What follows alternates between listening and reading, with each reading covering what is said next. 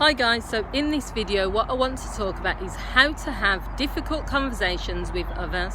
And the reason I'm making this video is because a lot of people that come to me for counselling, but also people in my personal space, have said to me that they find it difficult to have conversations with other people when it's like very challenging what they're about to say. So if you have to talk to someone about something, it might be that you have to talk about some unexpected news. You may have to talk about a resignation from a job. You may need to talk about your sexuality. You may need to break some news about leaving a partner. You know, you may need to talk about a divorce or going on a separation.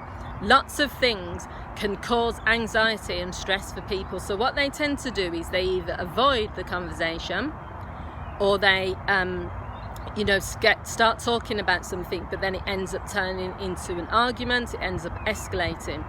So there's a lot of fear attached to having challenging conversations. People will use terms, they've said this to me, that I'm not a confrontational person. I'm worried about what they're going to say. I'm worried about it could make things worse if I bring up this issue. So fear prevents people from having these conversations. The problem with that is that if you don't have these conversations that need to be had, you're left with that emotion of anxiety, you're left with feelings of, incompleteness, because you need to say this thing, you need to explore it, you need to talk about it, but you can't, so you're suppressing the emotion.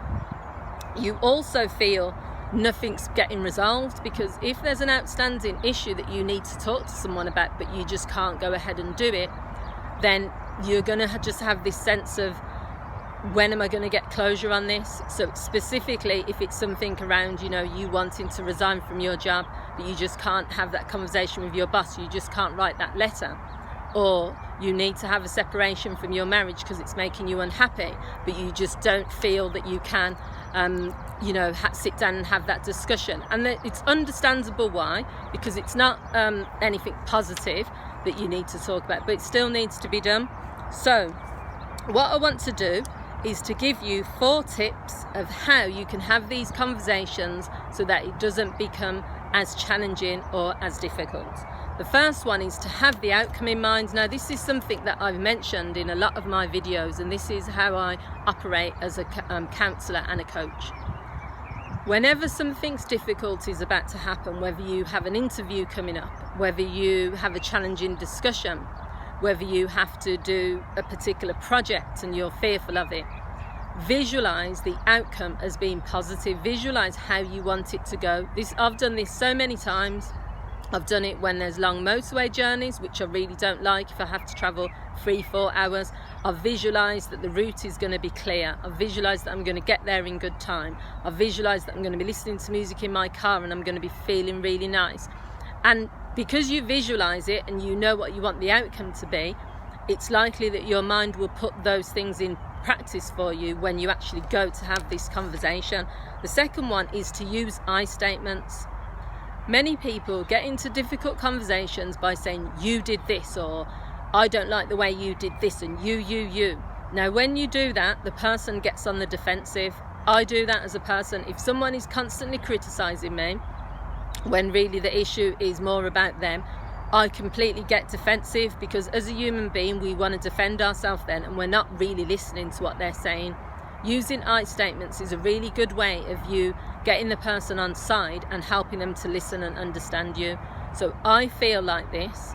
I'm not happy with certain things. I would like to share this. No one can argue with you when you're saying how you feel, because they're your feelings. The third one is, don't allow the situation to escalate. You might be having a discussion with someone about something and they're just not hearing it, they're not having it, they're not interested, it's just not going anywhere. Rather than pursuing and continuing the discussion, make a decision that you are just going to leave it. You don't want it to escalate, so you're going to leave it for now. You're going to end the conversation and you may come back to it later, but don't just continue on and on and on. That's a mistake that lots of people make. They've started, so they're like, I've started, so I'll finish. I'm just going to keep going on and on and on. You're not going to resolve anything or achieve anything, because the person is going to just switch off. They're not interested in what you have to say at that point. And the fourth one is choose the right time. I'm going to link a video in the description that I made, which is called the 5 wrong times to have a discussion about in your relationship. Now, a lot of people don't understand the importance of choosing the right time to have these difficult conversations, or any conversations for that matter. If someone's in the middle of watching football, or they've just got back from work, or it's a Sunday afternoon and they just want to relax, or you're having a brilliant time because you're out and about and things are going smooth, don't bring up difficult conversations at that time, because you're switching the person to then have to get into a different mode, a different zone. I'm not saying wait till things are bad to have the discussion, but maybe you could say something to the person, prepare them in advance by saying, I need to speak to you about something, when are you free, or when's the best time, so at least they're prepared. Now, there is exceptions to this. There could be things that you have to talk about and you can't stop and think about the timing, because you just have to say this information. In those situations, all you can really do is say, I'm sorry that I have to talk about this now, but it's really important and I will need to discuss it right now. So I hope you found this video useful. As I've said, difficult conversations are never an easy thing to do.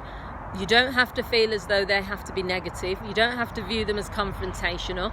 What you're trying to do is to express how you're feeling so that you don't have to suppress it, and you're just trying to resolve a situation. So please let me know what you think. Feel free to leave your comments, to share, to like, and don't forget to subscribe to my channel if you've enjoyed this video and some of my other videos. Take care, see you all soon. Bye.